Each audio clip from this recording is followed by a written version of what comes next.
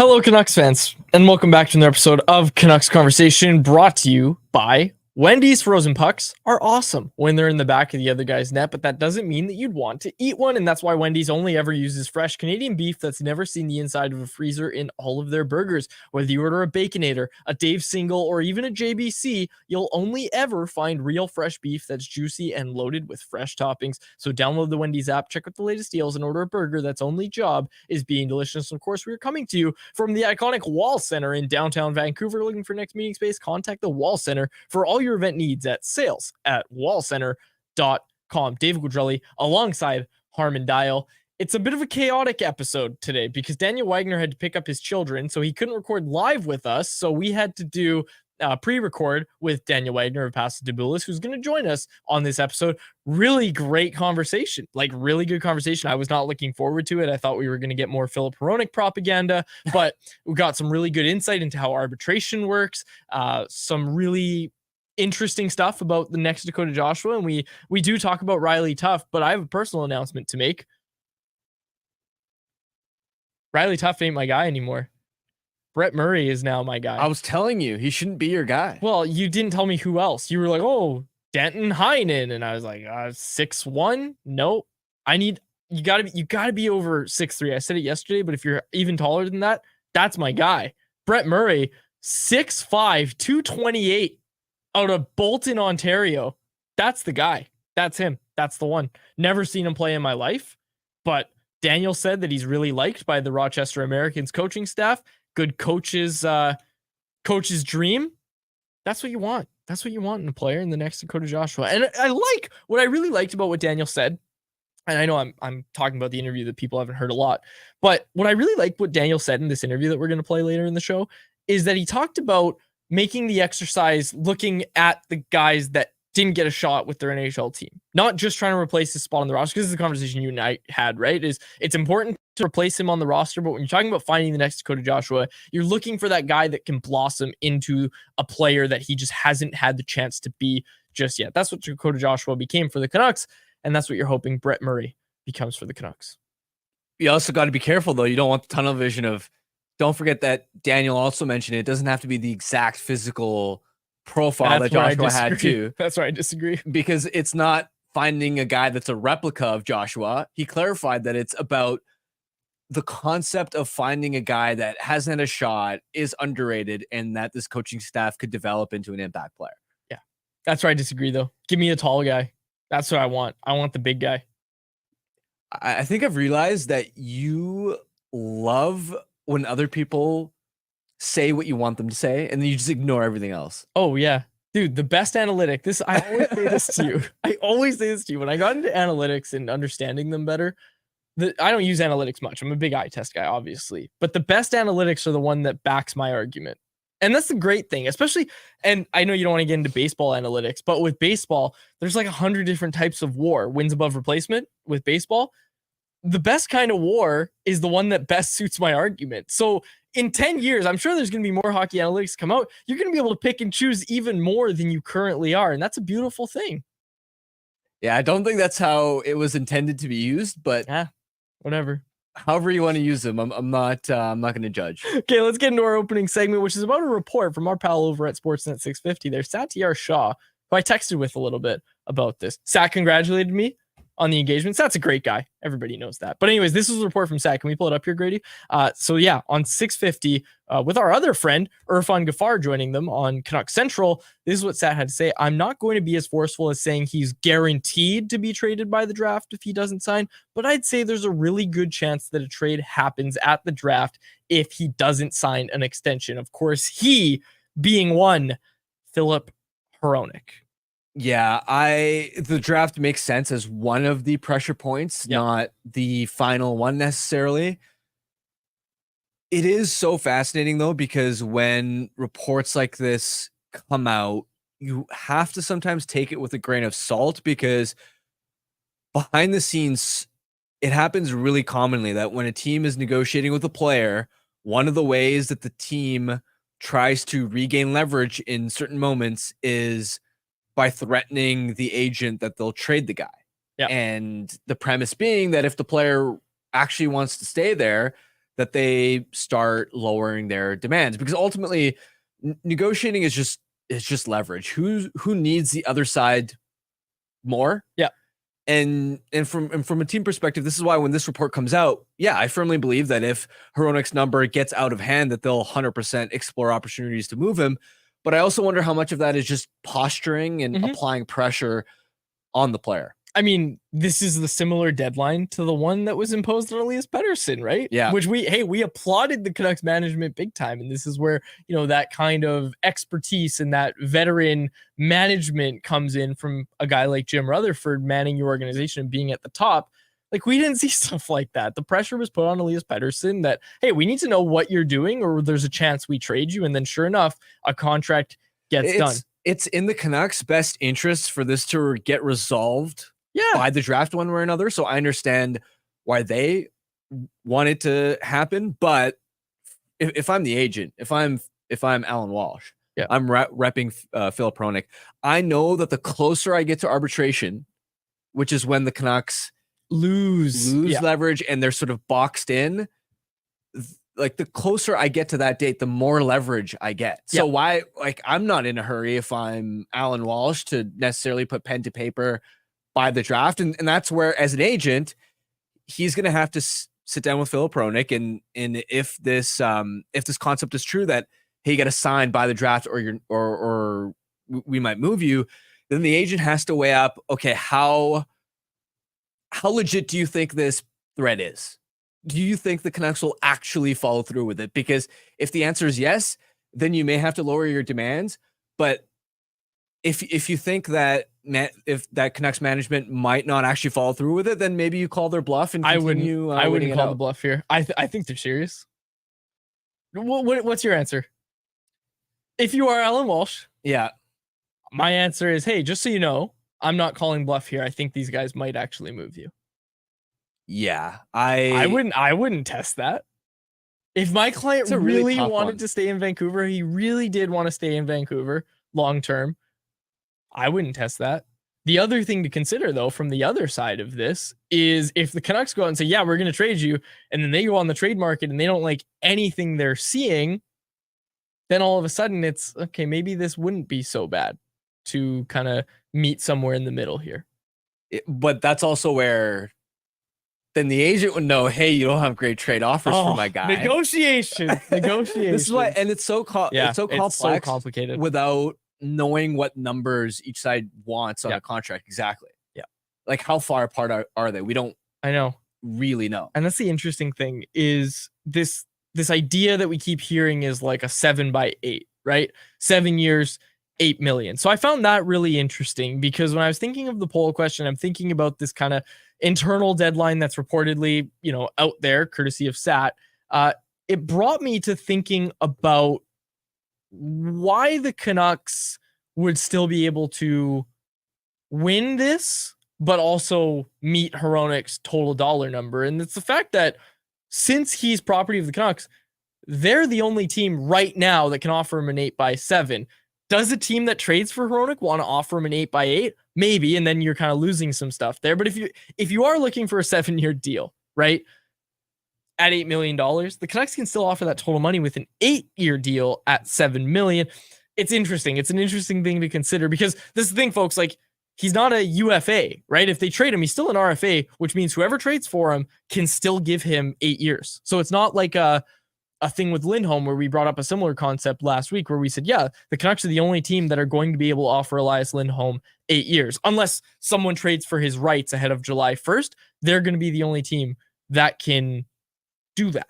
So that's a feather in their cap. It's a little different with Hronek, but it got me thinking. And it's the topic of our poll question, which is brought to you by Bet365, a proud partner of Canucks Conversation.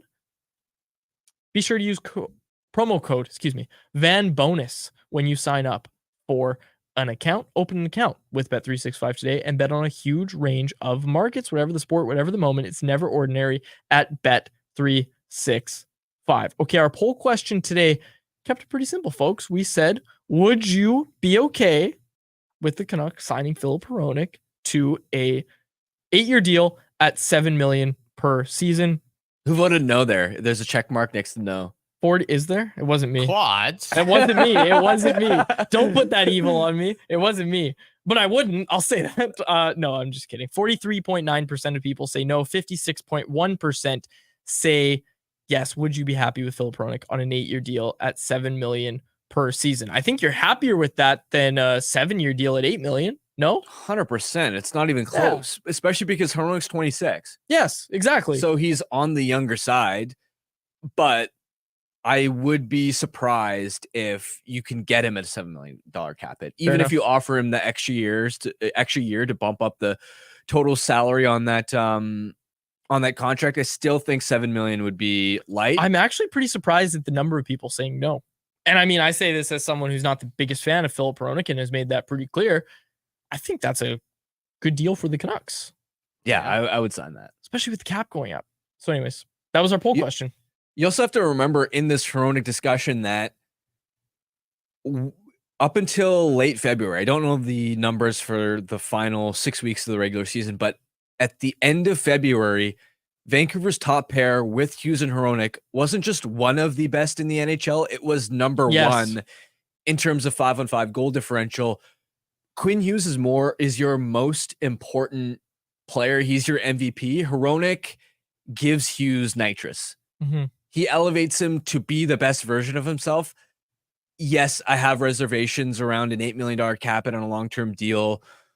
It would worry me a little bit, but big picture, I don't think Hronek is as easy to replace as a lot of Canucks fans seem to indicate, especially because the alternative would be, hey, you have to dip back into the free agent market and likely overpay an older player anyway, considering how many teams have an abundance of cap space and how competitive this free agent market could be. Plus, again, I keep going back to Dan Murphy's report that, hey, Hronek was playing through an injury through down the stretch and into the playoffs. That context matters. Yeah, absolutely it does. And yeah, it'll be interesting to see how it's all handled. Okay, let's quickly have a word from one of our sponsors, Greta, the home of our electric watch parties during the season and our off-season chill spot at this time of year.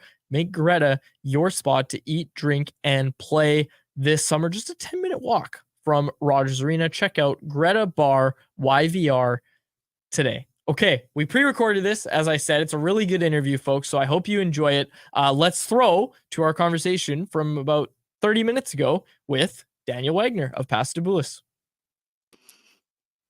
All right, our guest today, Daniel Wagner, is brought to you by our friends over at Four Winds Brewing, more specifically by the Juxtapose IPA. Looking for something hoppy for your fridge this weekend? We recommend you check out the Four Winds Juxtapose IPA, a 2-time silver medal winner at the World Beer Cup. This juicy IPA is tropical and funky at the same time. Available at liquor stores across the province or for home delivery anywhere in BC through the online shop at fourwindsbrewing.ca.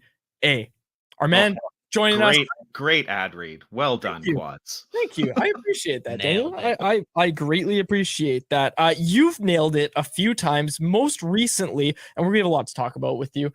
Filip Hronek, a lot of other stuff that we're going to talk about. Jake Guentzel's in the news right now. But the thing I want to start with, you wrote a list about finding the next Dakota Joshua. Riley Tuff is at the top of both of our lists. Okay, the top is pushing it a little bit, considering I don't actually think that he's the right fit for the Canucks. So, no, he's not at the top of my list. But I did write about finding the next Dakota Joshua. I think one of the things that people kind of miss when they're looking for the next Dakota Joshua is like trying to find an exact replica of Dakota Joshua. So you look for a guy who has the size and all of that. Well, that's not really the point. When Patrick Alvin talked about finding the next Dakota Joshua, he just meant finding a guy who's underrated, who's maybe not getting an opportunity that the coaching staff can take and mold and turn into an impactful player. And so when I wrote about finding the next Dakota Joshua, I specifically looked at all of the Group 6 UFAs, who are players that would be restricted free agents, except they haven't played enough NHL games. So they're not getting an opportunity with their current team. Is there an opportunity in Vancouver to find someone who is, they can sign at next to a league minimum contract and bring into the Canucks organization and try to get him to take those next steps to become an impact player. Who are some of your top targets from that list? Who's intriguing to you? Well, I have to admit, as soon as I saw Cole Lind on the list, I was like, why isn't anyone signing Cole Lind? He immediately jumps out, and not just because he's a former Canuck draft pick and we've seen him in the organization before, but because he's been dominating the AHL the last couple seasons, led the AHL playoffs in scoring just 2 seasons ago. He's a guy who isn't getting that opportunity in the NHL and maybe deserves a longer look. And so that's a guy that I'm kind of intrigued by. I'm also looking at Brett Murray, who's a guy in the Buffalo Sabres organization. He kind of fits that Dakota Joshua mold where he's got that size. He's 6'5". He kills penalties. He's physical. He fights. He defends his teammates. He's got a lot of those qualities. He's not as fast as Dakota Joshua, which is maybe a point against him. But he's someone who, again, isn't getting that opportunity, was really good in the AHL this last season. Maybe he's worth a shot. And there's a bunch of other players like that. There's a couple of defensemen, even right shot defensemen that are on that list, like Cameron Crotty, Nick Blankenberg. These are guys that maybe you give an opportunity to these players and they can become a part of the right side depth for the Canucks on defense. But there's a few other players too. And really the risk with those is that they're, quad A players, that they're really good AHLers, but there's a reason why they haven't taken that next step.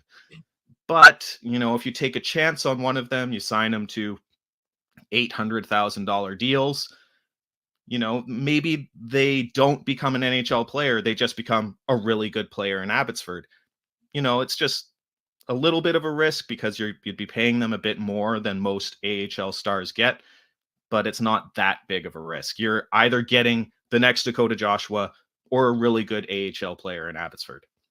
Yeah, and I love that you brought up Nick Blankenberg on the back end too. I don't know how much Canucks fans have watched him, but few times in the NHL watch him play, and he is fast. He hits like a truck. He is a little bit undersized, but he plays way bigger than his size, and he's really intriguing to me just because Columbus, especially on the right side of the blue line, has had a logjam because they went out and got Goodbranson, Severson, and even their top elite level prospects like David Juracek haven't had an opportunity to play consistent NHL minutes.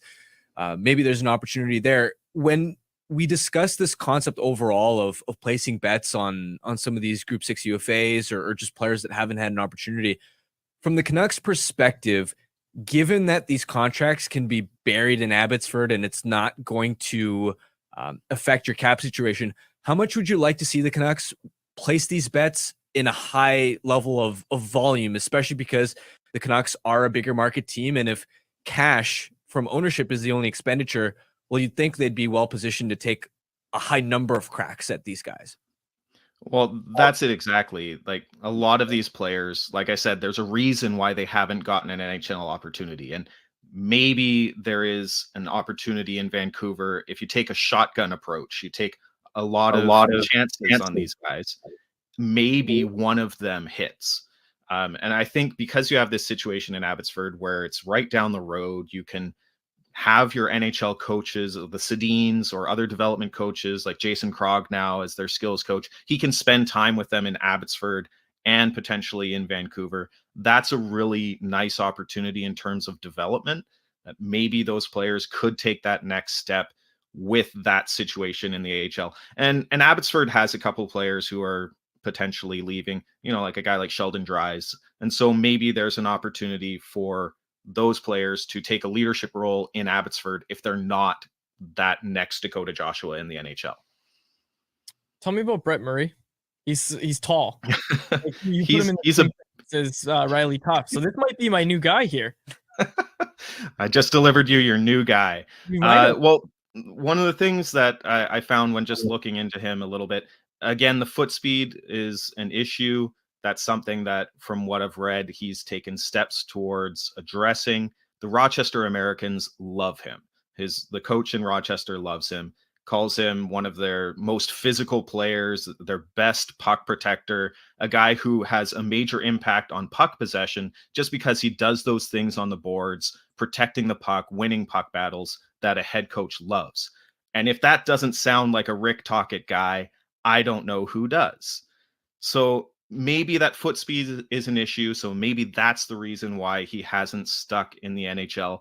But when he was in the NHL for a few games this last season, he showed pretty well. His underlying numbers were really good. And that's one of the things that with Dakota Joshua, he had really good underlying numbers before he came to Vancouver. There were a lot of indications that he had more to give.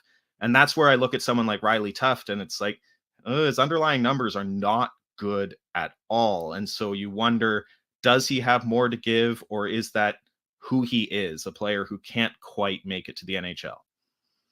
I wanted to ask you about Filip Hronek. You've written a couple of excellent articles recently on him, one sort of doing a deep dive into more of his on-ice performance, and one that looked at his arbitration situation, his contract status. Starting with the arbitration side of things, that's been brought up a lot because that's one of the strongest leverage points he has. What did you learn just looking at his potential arbitration comps, and what should Canucks fans take away? Well, one of the interesting things with arbitration is what you're allowed to use in arbitration. So you are allowed to use only the statistics that the NHL provides, like on their website. So you can't use third-party statistics. Anything that you would use to kind of prove that Filip Hronek is maybe held up by Quinn Hughes, you can't use that because all of that proof is coming from third-party Wowie, with or without you kind of statistics. You can't really use that. So you're allowed to use things like games played, points, time on ice, situational time on ice, whether it's special teams, penalty kill, power play. The NHL does provide a version of Corsi, and so that is available. And so all of those numbers, all of those statistics look really, really good for Filip Hronek. And anything that you would use to maybe undercut him and maybe say, well, he's not actually that good because look how he performs with other defensemen other than Quinn Hughes. You can't use any of that because it's not available from the NHL. So that NHL Edge data? Do you know the answer to that? I don't actually know the anscer to that. My guess is yes. And they were like, yeah, he has too little speed bursts under. We got to get rid of him. That NHL Edge data is really odd and funny and weird, and I don't know how applicable any of it is to actual on-ice performance. So as far as I know, yes, you would be able to use that. It is official NHL data. It can be used in arbitration. I don't know whether that helps Hronek or it helps the Canucks because it's just really weird data. Yeah. But yeah, so when you look at comparable players based on what you can use in arbitration, you end up with guys like Mikhail Sergachev and Jacob Trouba. And you're talking about players that lead to a cap hit of not 8 million, you're looking at 9 million. But that's what that works out to. Sergachev's cap hit, his contract based on next year's salary cap, would come up to more than $9 million. And so when that's a comparable, you can understand why the Canucks are concerned. Now, the Canucks can reply with things like Neil Pionk, Ryan Pulock, who are much lower. You're looking more towards 6 million. But that's still that's a huge gap between 9 million and $6 million. And even if the arbitrator comes in between those, you're still looking at 7.7 to 7.9 to $8 million as a cap hit for Hronek. So you can see why the Canucks would look at arbitration and be concerned. Yeah. Daniel, from your perspective, how would you approach the Hronek situation big picture? Are you wanting to re-sign him long-term? Would you be testing the trade market on him? How easily replaceable do you think he'd be? Curious your thoughts. The thing with Hronek is that he's still a really good defenseman. People kind of have been down on him because of how he performed in the second half of the season. There's now been rumors put out there about him being injured and that affecting his play. What's interesting here is that there's multiple deadlines here. There's the draft coming up. They could potentially trade him at the draft, but teams are sometimes a little hesitant to trade away draft picks at the draft because that's what they've been building towards. Their scouts are really excited about those. And then you've got the arbitration deadline when Hronek can file for arbitration on July 5th. And then you have his actual arbitration hearing. So you have like 3 separate deadlines here where the Canucks can continue to try to negotiate a contract. And if it doesn't work out, then you can maybe look at trading him. It doesn't have to happen at the draft if they are going to trade him. And for me, like the offer has to be fantastic because the Canucks don't have to trade him at all. So if the offer is right, yeah, sure, maybe you move Hronek, but I don't think he's easy to replace, especially not in free agency where you're going to be spending a lot of money on potentially a player who does not have the same impact on Quinn Hughes. I don't know if it's worth it to go that route. I think it would be safer for them to go long-term with Hronek. Daniel, good stuff as always. We really appreciate it, and we will chat with you later. Sounds good. Okay, so I have a confession to make. Unfortunately, Daniel's book, the last time we had Daniel on, I was like, Daniel, I'm almost finished your book. And that was, 2 months ago we had him on? I still haven't finished the book. I've been in a real slump with reading lately. I don't know why. Like, I keep setting out, and I have a reading tracking app, which I pay for, mind you. Like, it's a subscription. I pay $35 a year to track my reading. I haven't picked up a book in like 2 months. And Daniel's book is phenomenal. If you want to go find it, it's On the Clock. Vancouver Canucks at the NHL draft. Phenomenal book. I'm on like the last 2 chapters, which honestly might be among the most interesting for me because those are the ones that I lived through. Those are the ones that I was really tuned into the draft. It was Elias Pettersson, Quinn Hughes, right? All that sort of stuff. The latest drafts that they've had. And I just haven't. Have you read? Reading? Yeah. It comes It's in hard. waves. It's like, hard. A lot of people will say read X amount of pages per day. Mhm. They might even say like 10 pages, 20 pages, 30 pages, whatever it is, or set aside half an hour a day. I can't do that. I am more, I found a book that I'm really interested in. I'm going to read the entire thing in 3 days. Even though I don't have a lot of free time, I'm going to pour all of my free time into this book. Then I'll have like a month or two where I don't read anything. Then back to back, I'll read a couple of books within a couple of weeks. I'm not consistent with it. I'm all or nothing. Yeah, same here. I've been 3/4 of the way through Brian Burke's book for like a year and a half now. Yeah, that was really good. I read it a couple summers ago. Berkey's Law. Yeah, my girlfriend just read Fiance. Yeah, my fiance. Whoa, That's there right. you go. First time I said catch that on yourself. There. Yeah. Sorry, I'm thinking of an old. It's not funny. It's I'm not for air. clipping that and we're sending it to her. Yeah, that's fair. I think Get she's quads watching. in the doghouse. She usually watches. But anyways, what was I saying? Oh yeah, she read that book, Burke's Law, and she was like, "It's really good, really funny." Actually, yeah, whatever. I'm not doing it. There's a bit, an old Faber and I bit, but I don't think that bit was on air. I'll tell you about it off air. Okay. It was really funny, but some people might take it the wrong way. So, anyways, let's get to anyone else, which is brought to you by our friends over at the Vancouver Canadians. Harm, did you see photos from last night's Dog Days of Summer? I have not yet. Oh my gosh. I saw Rob Williams, our pal, Rob Williams out there with the pup, right? Rob's got a very cute dog out at Nat Bailey Stadium. And they announced on the Jumbotron 592 dogs at Nat Bailey Stadium. That's just awesome. That's so great. I love dogs. Wonderful, wonderful creatures. But anyways, the Vancouver Canadians are back home this week. Yesterday was the Dog Days of Summer. People brought their pup to the park and let them soak in the atmosphere at Nat Bailey. I don't think that's going to be the last one either. I got to check with our rep over at the C's, but I don't think that's going to be the last one. I think they have multiple, but I'm not sure.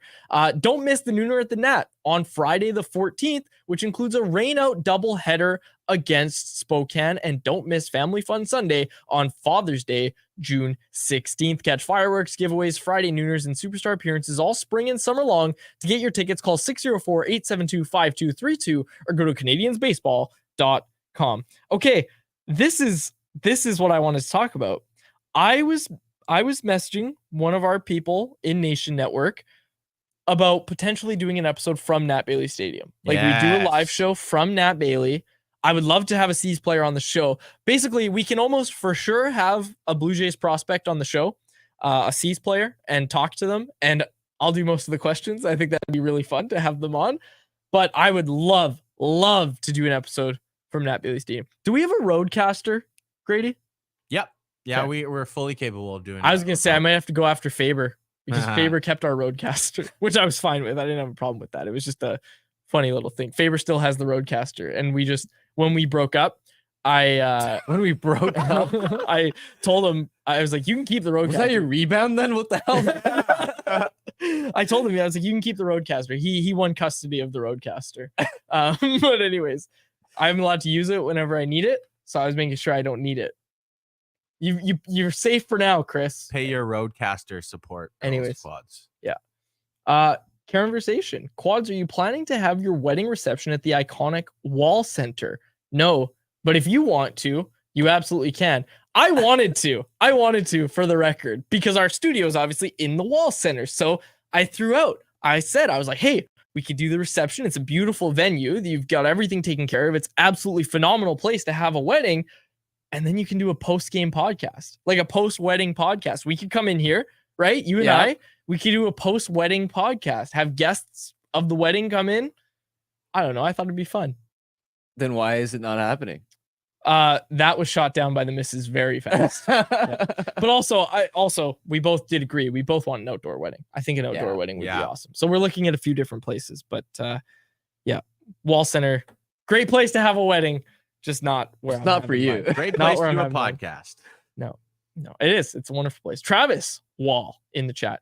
Can you trade a player after arbitration or sign the arbitration number and immediately trade him? There is no precedent for that, as far as I know. That's never happened. I'd have to check the I don't think you can. I think rule. you have to wait a full year. I think you can. I think it would be an owner quads thing where it's like, yes, you can trade your picks 6 years in advance, but nobody does it. I think there might actually be a Is rule there a against written rule it, like against for a it? certain Interesting. duration. Yeah. I know it's never happened. Like, I know That's off the top of my probably head that it's never happened. Unless someone can tell me I'm wrong. I'd have to look this up. Look it up. We got time here because there's people in the chat asking me different questions. Unplugged said Nat baseball episode would be fun. Get a Canuck or NHLer out there too for an interview. Grady, do you remember when Brock Besser threw out the first pitch at the C's game? No, I don't actually. Okay, pull that up. Look it up. Like, look it up. Just go Brock Besser, Canadians, first pitch, and I'll explain it to people while you go find that video. It was dev camp. And at the time, Brock Besser was there, Troy Stetcher was there, Thatcher Demko was there. It was after the 2016 draft, I want to say. And Brock Besser threw out the first pitch. And Brock Besser, might I also add, is a pretty good baseball player. I'm not sure if people know that about Brock Besser. He was a good baseball player. Good American boy. Knows how to throw a baseball. But he went out to the mound and he absolutely spiked it at Nat Bailey Stadium, just straight into the dirt. They had him mic'd up, couldn't believe it. I don't know if he'll be able to find it, Grady. Let me try to find it as well. Yeah, I got him. You found it? Try to get it off Facebook. Wonderful. It's so good. And the reason I bring this up is Dev Camp. We had a prospect episode on Monday, and Dev Camp was something that came up. We also talked to Josh Bloom last week, and he said he's going to be coming out for his second Dev Camp out here in Vancouver. I'm curious if they'll do the C's outing, because they always do an outing, but lately they've been doing like more like corporate team building stuff. Like they don't sit in the neutral zone in left field in Nat Bailey. What they've been doing is they've been going to, they go to that kitchen where you do the cooking classes and stuff, which I always thought would be really fun. But okay, guys, I'm killing a lot of time here just talking to myself. It's going to take me too long to go through the CBA, but I think I may have had it confused with the walkaway number for if there's an arbitration award that is that's under a certain figure, you have to accept it as a team. You can't walk away from that number and say, oh, we don't want to this. Yeah. You may actually be able to move. I don't have enough time to actually go through the CBA, but you're right. It's not common for a player to settle and then for there to immediately be a trade. But oftentimes when a player does go through the arbitration process, they do at some point down the road end up being traded. Right, a couple examples that come to mind are Jacob Trouba in Winnipeg and Andrew Kopp in Winnipeg as well. Winnipeg, It's a common theme there. I like that. Okay. No other hockey questions. So Harm, I'm gonna ask you. We've talked about facing each. Or do you have the baseball video, Grady? Yeah, it's downloading like a millibyte It's per okay. second. You just interrupt because we're sticking on baseball. You played cricket growing up, right? Yeah. I've seen you swing a baseball bat. Those skills are certainly transferable. Have you seen this debate on the internet though about what sport is harder to play? I haven't, no. People are wondering if cricket or baseball is harder to play. Which, in your opinion, which one's harder to play? It's cricket. Really? It has to be something that you, for sure, because there's no way I would have been able to, for example, if you're a baseball player, you couldn't pick up cricket and immediately understand it because batting is very difficult. You have to know how to defend.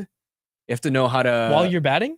Well, yeah, because sometimes there are like pitches or like it's not actually called pitches. It's called bowls. Balls. Balls. Yeah. Okay, yeah. There are certain ones where you can't, like, for example, in an at bat in baseball, there are like, it's a limited window of like 4 balls or 3 strikes, and there's going to be some result. Yeah, okay. But when you're batting in cricket, you could theoretically bat once you start as long as until the innings end.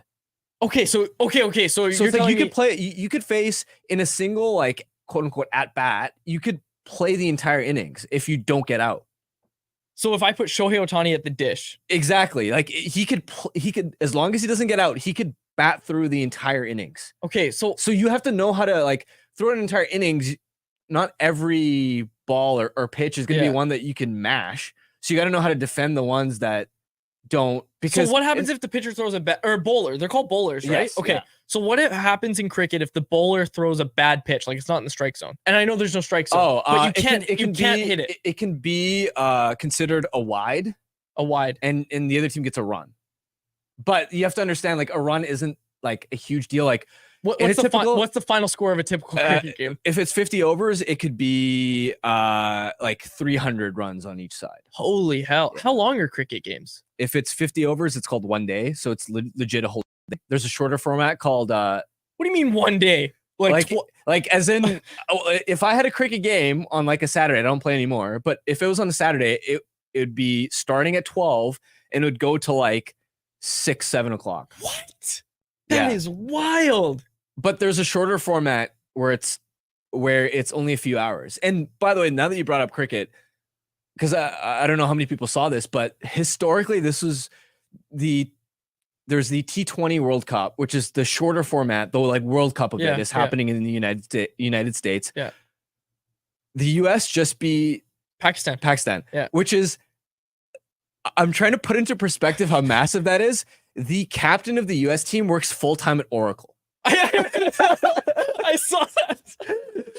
That would be like take the LA Kings. Yes. The hockey equivalent of that would be like take the LA Kings and find an amateur beer league team, like a good beer league team, but like take them in an elimination, like one shot wins it all game, like massive stakes, not just random game. This is like in the World Cup. Yeah.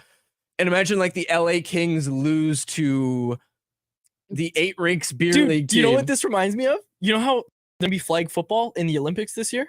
Or maybe in a couple of years. I'm not sure if it's this Olympics because that's coming up in Paris, but there's gonna be flag football. The US is sending a team, obviously. Yeah. So it's gonna be like the best football players in America play flag football against like, I don't know, Lithuania, and like Latvia's probably gonna have a team. You know what I mean? Like these guys are not going to be full-time football players. Yeah. It's quite like that? Because cricket's getting bigger in North America. It is, but North America's trash. Got a lot of years to catch up on. Like put it this way. So I played at the provincial level for United. I didn't even take it. Like it was my second sport. Yeah. Soccer was your main one. Soccer was my main one. And so I played at the provincial level. If I had played really well really well at one of the tournaments, I would have had a shot to play for the Canadian team. Actually, my best friend from North Van made the Canadian team. Wow. And of course, this was my second sport. I didn't take it. Totally, yeah. Whereas, again, in other countries like Australia, India, Pakistan, England, New Zealand, it's like you can make a boatload of money doing this. Interesting. But in North America, there's not as much investment infrastructure. You can't really make as much money off of it. This is very interesting to me because I honestly like I don't know anything about cricket, but I know cricket you have a flat bat, so I was like, oh, it must be easier than getting flush contact with a round bat. Do you know what I mean? Just based on physics. How fast does the ball travel in cricket? It depends. There are different types. So like you know how in baseball pitchers can throw a fastball versus breaking balls.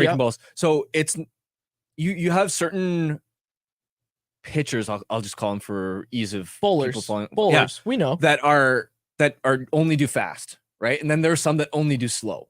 Can you do both? Can you throw breaking balls in cricket? Not really. Well, they're called spinners. Like the slow ones are called spinners. So like they throw it slow, but it hits the deck and then it can move. Interesting. Okay. My dad actually played a little bit for Canada in his. Oh, really? Time. Yeah. Is he on? He was better than me. He was cricket really DB. good. Could we find him? I don't know if they had a record, but you find that. Go find him that stats. Does he ever just dust off the old trophies and be like, Harmon, check this out? I've seen, like, especially growing up, there's a massive hallway and it's like elevated. Yeah. Walking up the stairs. It's literally just filled with all his trophies. In your house. Yeah. That is amazing. It's actually wild. There's like a few of my trophies, but it's like a 4-to-1 ratio. Wow. How did I not know? Oh no, I did. You have told me this before. It's all coming back. I just forgot. That's really cool. That's awesome. Damn. But yeah, I'm telling you, baseball, I could, especially fielding, dude. In cricket, you have to field without gloves. Yeah. And that ball is as hard as a baseball. I don't understand. Okay, like I've watched very limited cricket, and it feels like the people who should be wearing helmets aren't, and the people who really don't need a helmet are wearing one. Can you explain that to me? I'm just kidding. You don't have to keep explaining. The batters wear helmets. Yes. Unless it's slow. Yeah. Slow the fielders that are like 20 feet away from them don't. Yeah. So you but got then enough like time to react. Outfielders are wearing helmets. Why? No, outfielders don't wear helmets. Where have you seen that? Maybe outfielders do not wear, like, none of the fielders wear helmets unless they're like really close. Really close. Okay, this is my new proposition for the offseason. So we already talked about me fielding in baseball would be so, like, I don't want to say easy. There'd be certain things that you have to adjust to, but like catching, like, dude, after imagine like the equivalent of fly ball in cricket, but you have to catch it with your bare hands instead of a glove. Now you give me a glove, that's going to seem way easier. Yeah. Exit velocity in cricket. Lower. It's lower in baseball than it is cricket. The ball comes off the paddle. Is it called a paddle? Bat. Huh, I should have guessed that. Okay. Yeah, the ball comes off the bat slower in baseball. That's crazy. I'm telling you, your hands you can get some. You gotta catch it with the right technique, otherwise you're gonna mash your fingers. Wow, I could imagine. Yeah. Wow, interesting. Okay, you got the Besser clip, Grady? Yeah, I did, and then I lost it here. Give me a sec. So this is what I'm proposing for the offseason. We said I'd throw you 10 pitches, see if you can make solid contact, right? Because my arm's got 10 good pitches in me. Like I think I'm gonna play men's league next year, and the league really needs pitchers. So I think I'm gonna come in as a 1-inning specialist, and if I exceed 10 pitches, I'm going to have to get out of the game. So I need some pretty immaculate innings. But anyways, I think we should play some cricket too. Can you just play cricket anywhere? Or do you need like there are certain, like, you need a mat. Okay. Right. It's called a pitch. Yeah. But there are tons of those around. Really? Yeah. Wow. Sweet. Okay, Grady, let's see it. Brock Besser throwing out the first pitch at Nat Bailey Stadium. 1 second here. Yeah, we have people, a lot of people in the chat saying that cricket is such a crazy, difficult, and unique sport. It is, man. I like, if you did the equivalent of, I'm gonna give you 10 balls and you have to, like, I'd have a lower chance. Way lower, dude. Wow. And it's not even that I'm that crazy good. I'm also not the best batter in baseball. Like, I never was. Yeah. So there's that too. But also, like, you're saying an average baseball player. I would be worried about hitting you. Well, that's the other thing too, is like, you can hit the batter in cricket. And then, what do you mean? Like, as a strategy? Yeah, dude, they're called bouncers. What do you mean bouncers?